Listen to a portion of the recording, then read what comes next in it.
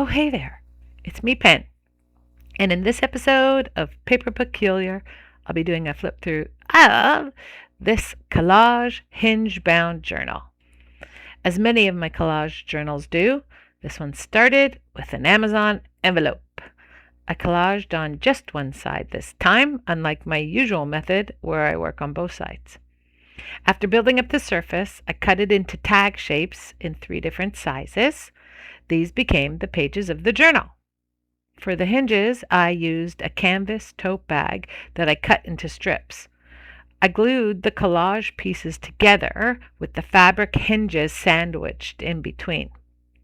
There are 8 hinges in total, and I've sewn signatures into each one, so the journal just keeps unfolding and flipping and unfolding and flipping.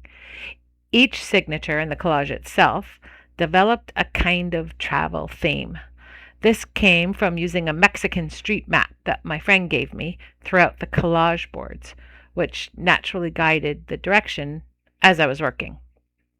Inside each signature, I used coffee-dyed paper to start. Each first page has a stamp from an old-fashioned check register I have, along with a company seal from a vintage stamp set that belonged to my father's old company. This journal wasn't planned at all. I received the Amazon package, the padded kind, and thought I'd try making a collage sandwich hinge style journal with it. I built the masterboard, and after cutting the shapes and sewing around the edges, I pressed the boards under something heavy overnight. Actually, they are marbled chessboards. Those are really heavy and they're 12 by 12, so it's perfect for smushing things overnight. I made each signature and sewed them in, and the whole journal came together very quickly because I just enjoyed the process so much that after I let them smush underneath, I gathered the papers and different elements so quickly. Anyway, enjoy this flip through, and I'll see you on the other side.